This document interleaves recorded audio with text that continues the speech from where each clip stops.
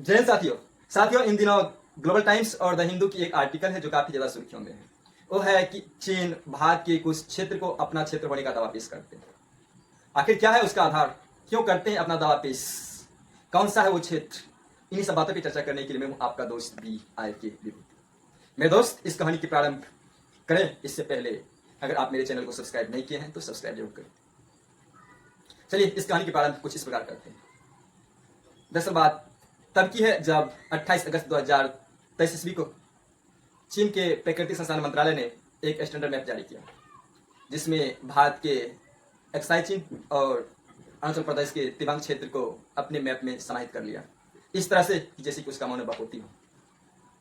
और तभी से ये विवाद का कारण बन गया, सुर्खियों में रहा और कंट्रोवर्सी में बना हुआ है अभी भी। मेरे दोस्त, इस खबर का मायने तब और अधिक बढ़ जाता है जब हमारे देश के प्रधानमंत्री श्री नरेंद्र मोदी और शी जिनपिंग साउथ अफ्रीका के जोहान्सबर्ग शहर में आयोजित ब्रिक्स शिखर सम्मेलन में एक साथ मंच साझा किया हो और ये न्यूज़ सामने उभर के आता हो कि इन दोनों के बीच बातचीत काफ़ी अच्छी रही, विदेश नीति बहुत अच्छा है। और इसके बावजूद विदेश सचिव विनय महान कतरा ये कहते हो कि भारत और चाइना के बीच विवादित क्षेत्र के ऊपर नरेंद्र मोदी और शी जिनपिंग के बीच अच्छी बातचीत हुई और हमारे प्रधानमंत्री ने भारत के उस विभाजित क्षेत्र पे चिंता जाहिर की है। इसके मायने और अधिक बढ़ जाता, इसके मायने तब और अधिक बढ़ जाता जब 7 सितंबर को ही G20 का शिखर सम्मेलन फिर से भारत में स्टार्ट होगा और एक साथ शी जिनपिंग और भारत के प्रधानमंत्री एक मंच पे एक साथ मंच साझा करेंगे। तो इस कहानी को समझने के लिए हम लोग एक बैकग्राउंड स्टोरी को समझना चाहेंगे। वो है कि ये बात तब की है जब 1914 ईस्वी में एक ब्रिटिश अधिकारी हेनरी मैकमोहन ने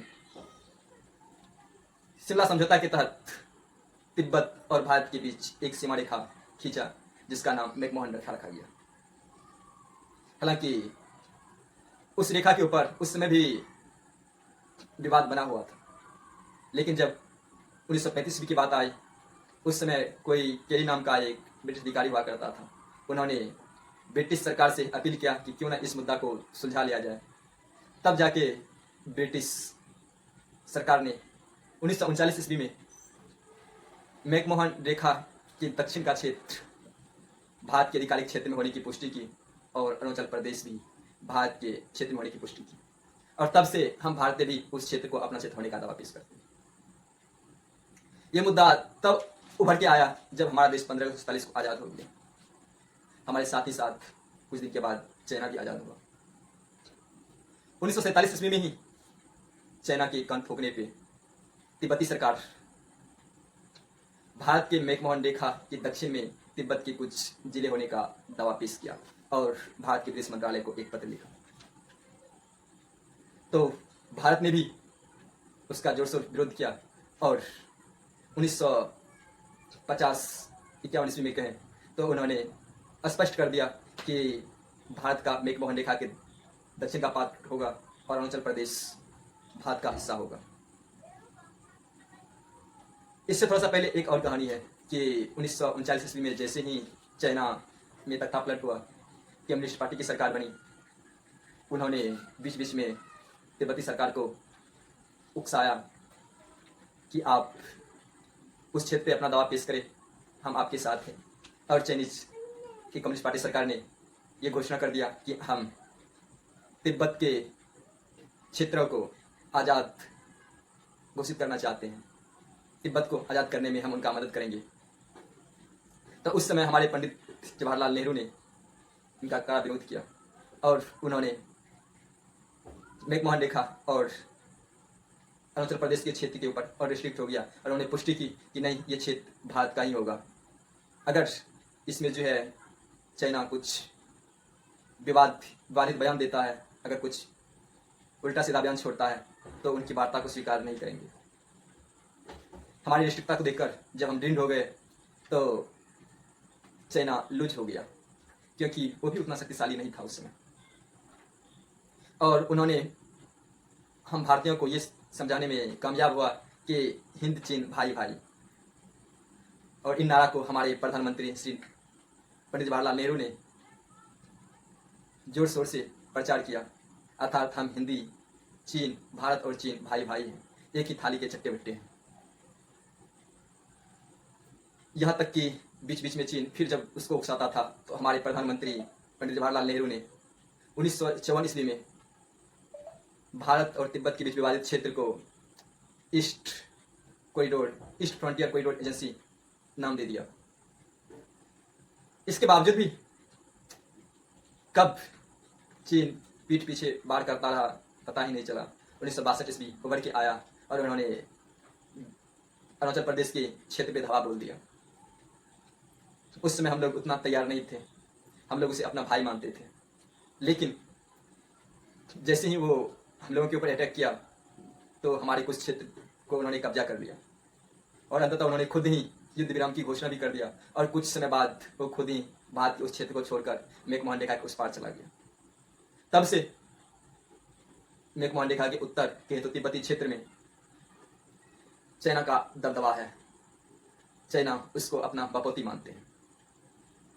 वही चाइना जो तिब्बत को आज़ाद कराने पे तुला हुआ था, उसको स्वायत्त क्षेत्र घोषित करना चाहता था, आज उस क्षेत्र पे चाइना का कब्जा है और वहाँ के नागरिक काफ़ी गिल्टी फील करते हैं।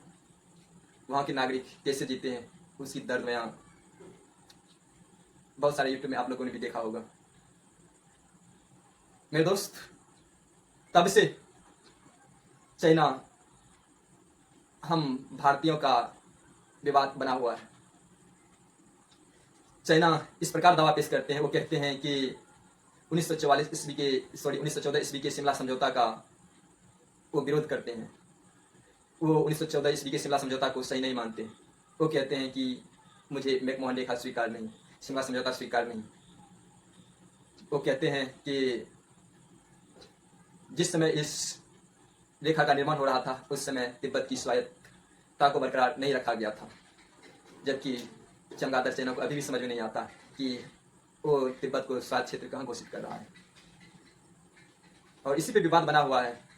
ऐसे में हम भारतीयों को भी चाहिए कि इस मुद्दे को गंभीरता से लें और इसके ऊपर एक बहुत बड़ा कदम उठाया जाए ताकि चीन हम भारतीयों के ऊपर ऐसा नापाक निगाहें कभी ना देख सके। वो छोटी छोटी आंख जो हुआ करता है ना, उस आंख से तो कतई नहीं।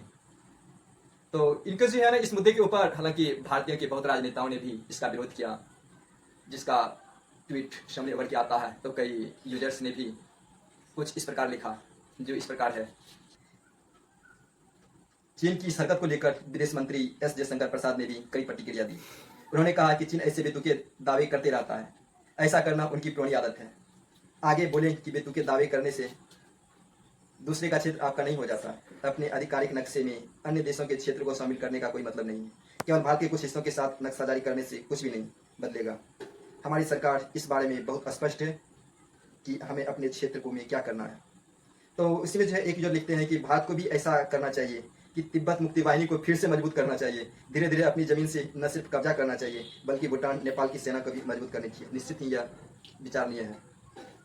तो वही एक जो लिखते हैं कि भारत को भी नया नक्शा जारी करना चाहिए जिसमें पुरानी चीन भारत को भी शामिल करें, जिसमें कि पूरा चीन भारत में भी शामिल कर ले। हाँ, ईंट का जवाब तो पत्थर से देनी ही चाहिए।